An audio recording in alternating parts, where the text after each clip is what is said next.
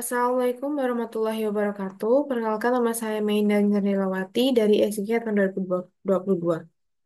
Pada kesempatan kali ini saya akan menjelaskan hasil praktikum SDGL Cara 6, yakni mengenai pemanfaatan instant segmentation pada deep learning untuk melakukan rekonstruksi 3D dari data point clouds. Oke, mungkin yang pertama saya akan menyampaikan beberapa pendahuluan terlebih dahulu.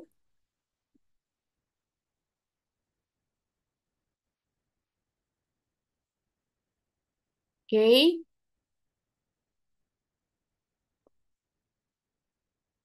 untuk yang pertama adalah eh,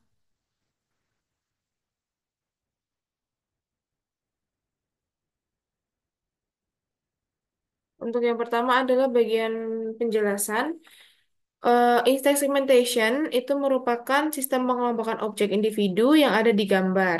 Nah, instant segmentation ini akan mengidentifikasi objek yang ditentukan secara lebih detail dengan memberikan marks atau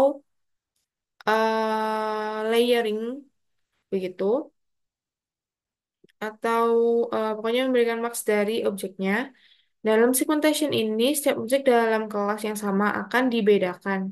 Jadi contohnya pada gambar di atasnya itu kelasnya sama yakni hewan kuda, akan tapi setiap kuda itu tuh dianggap sebagai objek yang berbeda.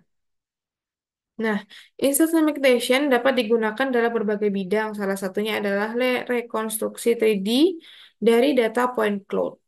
Nah, untuk melakukan rekonstruksi 3D dari data point clouds, tentunya membutuhkan data DTM dan juga DSM.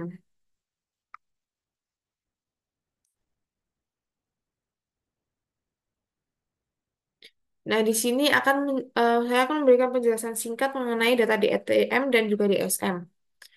DTM ini merupakan singkatan dari Digital Terrain Model yang berisikan data elevasi tanah tanpa memiliki tutupan lahan di atasnya. Jadi benar-benar cuma permukaan tanah.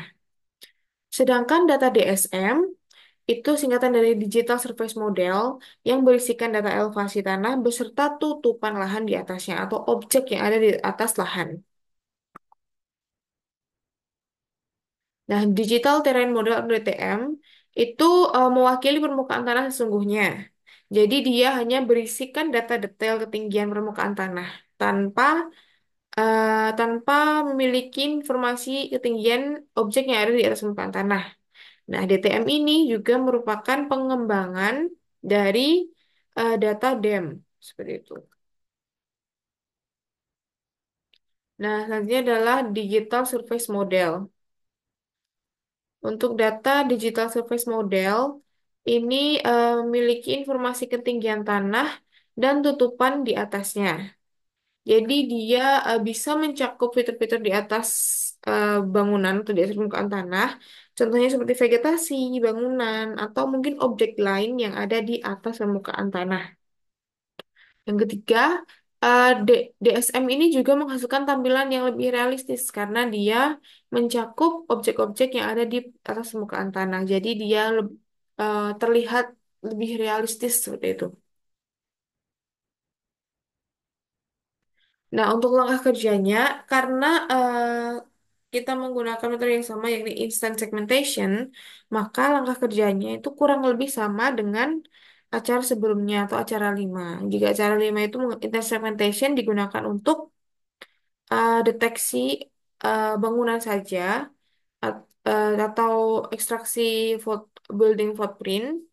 Nah, untuk acara 6 ini, digunakan juga untuk melakukan deteksi bangunan, akan tetapi bangunan tersebut dibuat menjadi 3 dimensi. Nah, untuk langkah kerjanya itu yang pertama ekspor training data, yang kedua pengembangan model, yang ketiga deteksi objek, dan yang terakhir adalah 3D building ini yang membedakan dari acara sebelumnya. Untuk yang pertama adalah ekspor training data. Untuk ekspor training data ini dilakukan untuk membuat data training yang akan digunakan untuk membangun model. Jadi, untuk tahap selanjutnya adalah pembangunan model. Dan pembangunan model ini tuh dilakukan berdasarkan hasil training ekspor training data. Nah, untuk export training data sendiri itu berisikan eh, training-training data eh, atau sebuah training yang menggambarkan objek yang akan dideteksi seperti itu.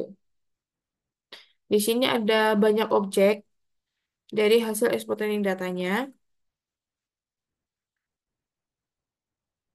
Nah, tahap selanjutnya adalah pembangunan model. Untuk tahapan pembangunan model ini, itu menghasilkan beberapa output. Salah satunya adalah satu file berbentuk HTML yang di dalamnya itu berisikan ini yang ditampilkan di layar. Itu ground truth atau prediction, kurva, dan juga analysis of the models. Nah, untuk yang pertama adalah ini. Ini tuh atau prediksi. Jadi prediksi dari objeknya. Dibeda-bedakan ini seperti warna-warna yang berbeda ini adalah prediksi dari deteksi objek berdasarkan data trainingnya. Nah, untuk selanjutnya adalah kurva. Untuk kurva ini di sumbu Y itu merupakan loss dan sumbu X itu merupakan batch process. Di dalam kurva ini ada dua garis. Yang pertama garis biru itu adalah melambangkan train atau data training dan garis oranye itu melambangkan validasi atau validasi dari pengolah data trainingnya tadi dalam mendeteksi model atau dalam pembangunan modelnya. Nah, dalam kurva itu dapat dilihat bahwa pada batch awal itu trainnya atau loss dari trainnya itu sangat tinggi atau lebih dari 5. Akan tetapi seiring berjalannya pemrosesan batch itu antara validasi dan juga data train itu tuh semakin stabil. Jadi dia semakin stabil dan semakin turun sampai ke batch 4.000 dia semakin turun ke bawah seperti itu. Itu menandakan bahwa semakin banyak bertambahnya pemrosesan batch, maka training data yang digunakan itu semakin dapat dalam membangun model seperti itu. Nah, untuk dalam analysis of the models ini tuh berisikan nilai average precision score atau nilai presisi atau average precision ya. Nah, di sini dalam average precision score ini tuh dibagi menjadi 4 kelas. Di mana 4 kelas ini pada kelas 2, kelas 4 dan kelas 6 itu menghasilkan nilai 0 atau 0%.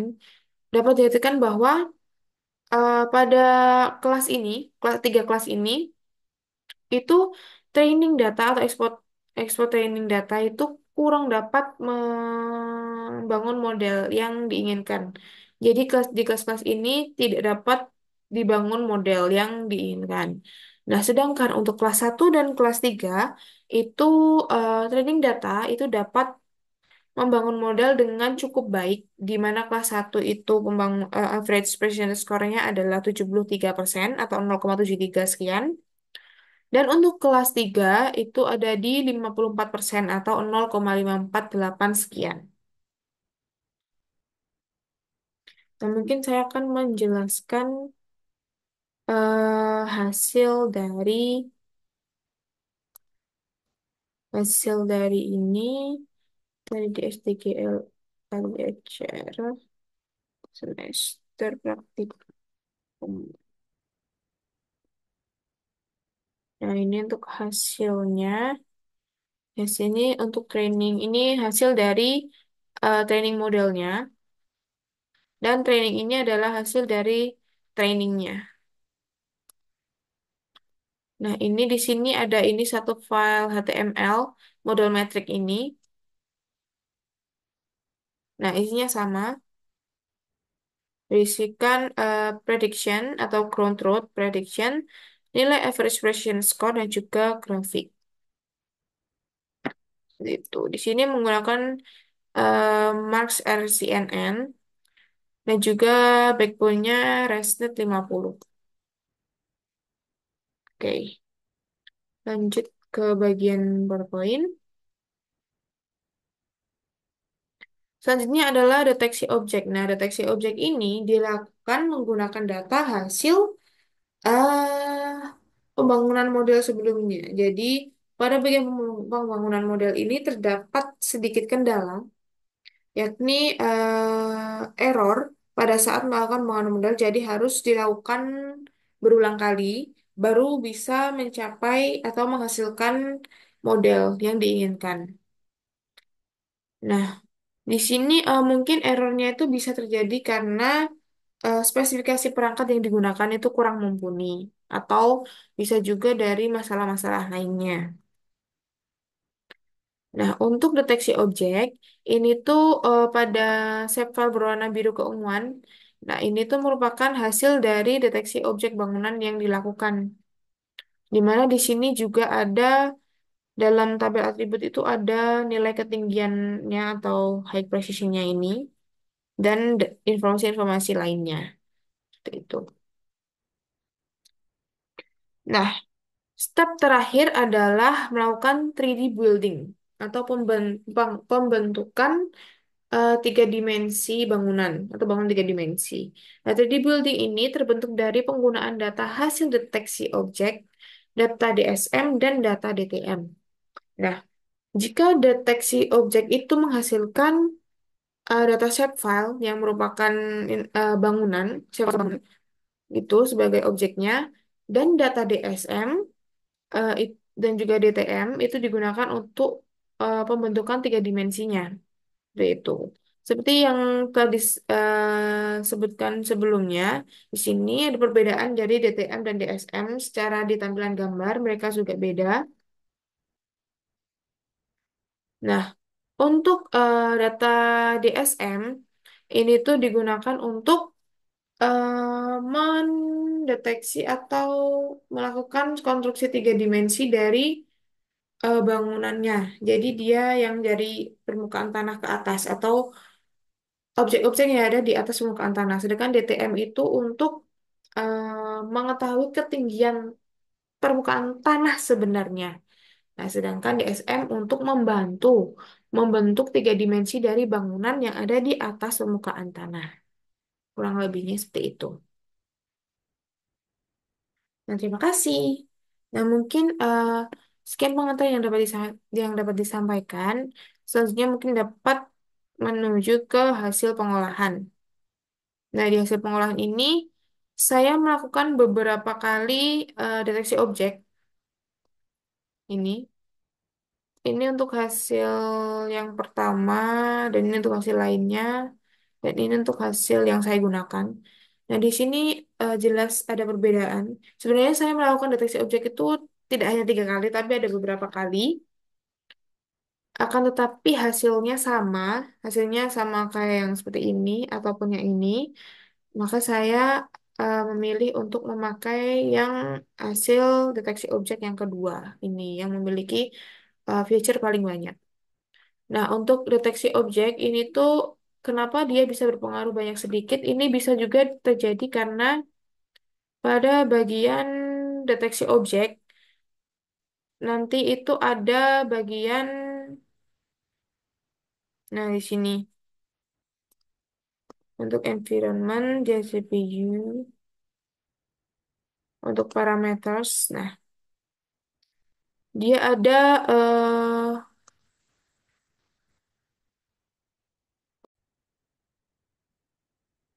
jadi dia ada nanti di bagian group processing ketika kita klik detection object using deep learning dan kita memasukkan data-data lainnya atau informasi lainnya seperti input raster, input output detection object, model definition, nanti tuh di sini ada nilai namanya threshold. Nah, nilai threshold itu yang berpengaruh. Jika threshold default itu tuh ada di angka 0,9. Nah, saya mencoba menurunkannya di angka 0,4, makanya dia bisa menghasilkan data atau deteksi objek dengan feature yang lebih banyak seperti itu. Jadi thresholdnya itu mempengaruhi dari banyaknya atau deteksi yang dilakukan seperti itu. Nah, ini untuk hasil deteksinya dan untuk hasil 3D enabling-nya ini menggunakan DTM DSM dengan input max train deep model detect object atau hasil detection object yang dua tadi ini. Nah, hasilnya itu seperti ini. Jika di Zoom, dia tampilannya seperti ini.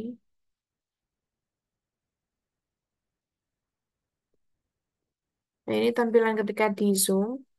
Nah, untuk melihatnya secara lebih jelas bahwa itu adalah bangunan tiga dimensi, maka dia dimasukkan ke dalam scene.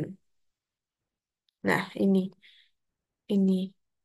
Nah, ini untuk tampilan asli dan ini untuk tampilan dari hasil 3D enabling tadi. Nah, ya, di sini sebenarnya juga ada kekurangannya, di mana bangunan yang bentuknya lancip, jika dilihat dia bangunannya tidak berbentuk lancip ya, seperti ini. Dia berbentuk tidak selancip itu, tapi ketika dimodelkan dia berbentuk lancip atau runcing. Ini tuh bisa terjadi karena kesalahan dari awal atau kesalahan dari training model, bisa juga ada kesalahan dari pembangunan model, deteksi objek, dan bisa juga terjadi kesalahan di proses 3D enabling-nya. Bisa juga ada kesalahan atau belum dilakukannya koreksi atau kurangnya koreksi dari data DTM atau DTM atau DSM yang digunakan. Jadi, untuk hasil yang kurang akurat ini bisa diakibatkan oleh beberapa faktor tadi yang saya sudah sebutkan. Bisa juga dari perangkat atau spesifikasi perangkat yang digunakan untuk pengolahan data. Itu juga bisa berpengaruh pada hasil. Seperti itu. Nah, jika dilihat ini hasilnya, nah ini. Runcing, kalau kita nonaktifkan, dia hanya terlihat seperti biasa ya, seperti datar. Semuanya datar sebenarnya. Maksudnya tidak seruncing itu, tidak seruncing ini. Di sini ada beberapa yang runcing. Ini bisa diakibatkan oleh kesalahan-kesalahan tadi, seperti ini. Oke. Nah, mungkin sekian yang dapat saya sampaikan. Kurang lebihnya mohon maaf. Wassalamualaikum warahmatullahi wabarakatuh.